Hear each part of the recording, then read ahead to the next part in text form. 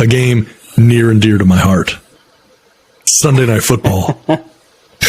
8:15. Baltimore Ravens. Cincinnati Bengals. For the third time this season, these two teams will play. And back-to-back weeks. 2 weeks in a row. This one is going to be, as John Madden would call it, this is a slobber knocker. This is going to be, there were hard feelings going into last week's game. These two teams 100%. don't like each other, and they're not going to like each other more after this game. This is going to be I'm going to tell you right now who's going to win. So I'm not worried about that. It's the Baltimore Ravens who are going to win this game. I'm going to make it really clear cut for you. Homer pick. Here's the thing. It's easy to think that, and I totally understand it. But the reality is, first of all, the Bengals had every reason to win last week, and they did win last week. But that was an extremely close game against a Ravens team who was playing their third-string undrafted quarterback, who sat J.K. Dobbins and Mark Andrews. I mean, most of their important players didn't play, and this game was close until about halfway through the fourth quarter. I mean, they won by 11. That's not close, but all right, carry on. But it was a close game until the Bengals pulled away at the end. And the reality is it should have never even been close. It should have never been a close game. And the Bengals were playing all of their starters the entire time. So sure. I think there's going to be a little bit of revenge on the mind of the Ravens. Now, needless to say, the Lamar Jackson situation hangs over this game like a large purple cloud. Kind of important. It's vital. And I'll tell you now, I do not believe he will play in this game. Is that breaking news? Listen, I'm not telling you this. I have not heard this from anyone with the team. So I'm not breaking this as news. As you guys know, we've done it many times on this show. We'll tell people that listen. We know people with some of these teams. We do get information sometimes. You wouldn't think so. Our show is very small, but we actually do know some pretty good information. And I'm not officially saying this, but I do not believe that Lamar will play in this game. I mean, it's Wednesday. He hasn't practiced. Yeah. I mean, if you haven't played by Wednesday, it's going to be tough. Better chance than not. I mean, he knows the offense, so it's not like he needs a ton of time, but my goodness, he's been out for 4 weeks? 5 I think five. Yeah. It's tricky. It's tricky. I mean, and look, the Bengals are a good team, obviously. That goes without saying. This is going to be a tough one. Without Lamar, I think, they're definitely playing with one hand behind their back. It would have to be an absolute ball control game and a dominant defensive performance. Defense played well last week, very well last week against the Bengals. Ravens just signed Roquan Smith, linebacker Roquan Smith, to a blockbuster deal.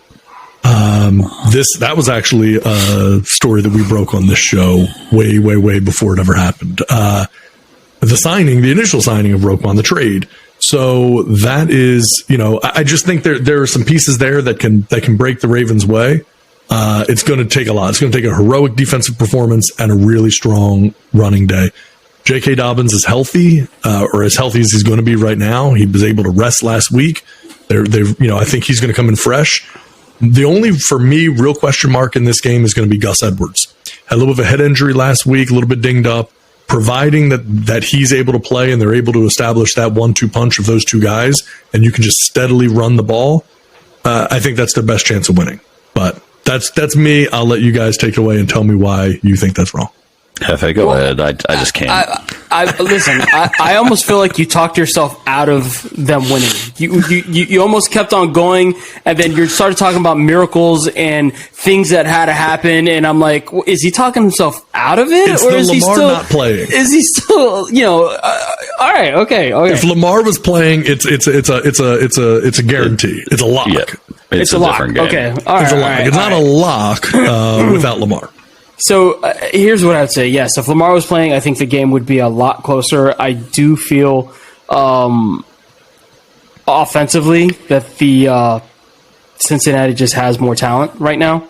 And so for my money, if I were going to be gambling and putting money on it, I would definitely be on the Bengals, just because they are in a better spot, I think, health-wise, especially at the quarterback position.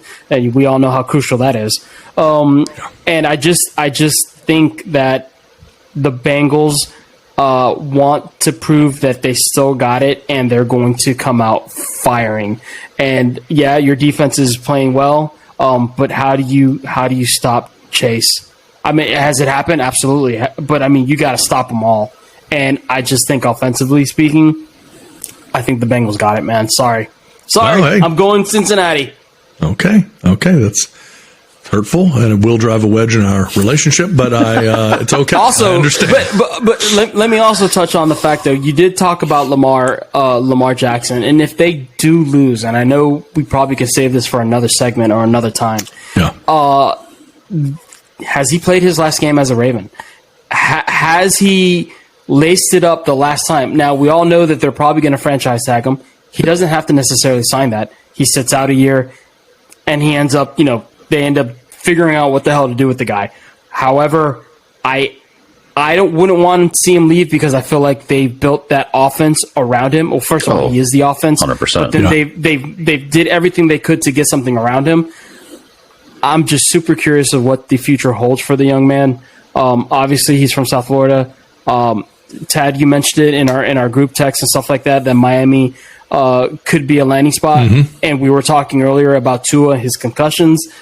Yeah. Dang, man. That would be something wild if it were to happen. But if he ended up down in Miami, I'm not trying to take him away from you guys. No. But the situation doesn't look good, especially because he isn't playing. If he is better and he's still choosing not to play, yeah. I don't know, man. Yeah, I think we could probably. Supposedly he's not healthy. Supposedly it really truly I hope that's is the case. I hope that's the case. Yeah. And now don't get me wrong. So there is that little bit of, hey, maybe I could push it, but for what? Should I? Yeah. Does that make sense?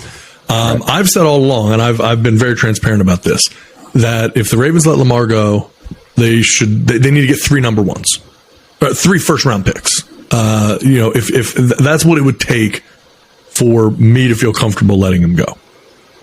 In my mind, I think there are two solid destinations for him. One is Miami.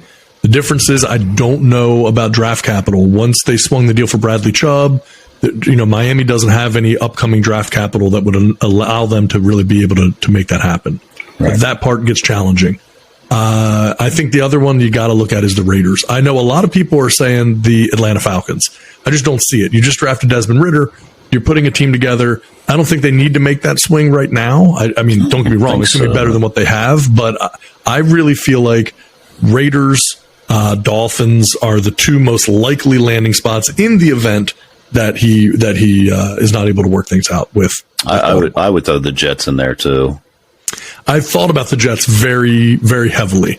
Again, I'm for them. It's the same thing. I truly haven't done a deep dive on their draft capital to figure out if it makes sense. Lord knows they will spend first round picks on quarterbacks. There's no issues for there. Sure. But that's So anyway, that's where I'm.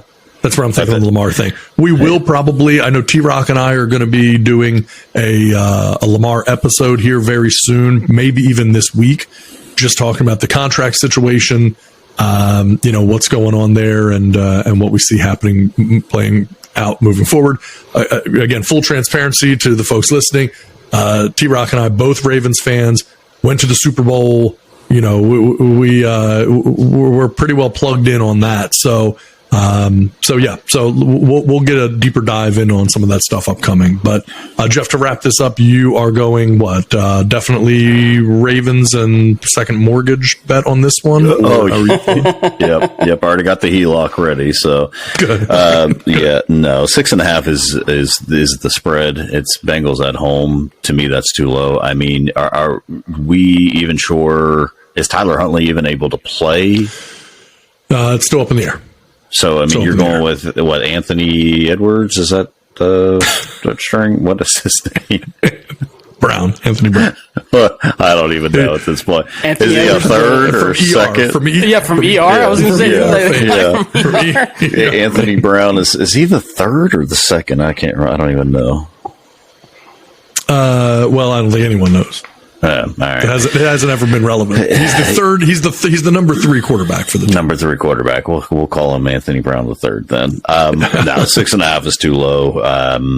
I don't know. I don't know how the Ravens pull this one out, except for it's a divisional game and they're always close. Last week, 27-16.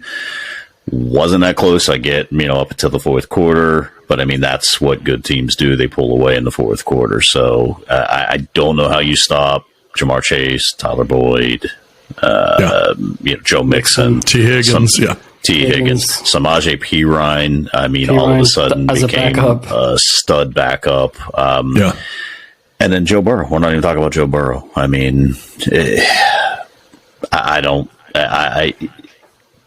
see how the Ravens pull this one out. Sorry. Okay. Well, your words are hurtful. Now,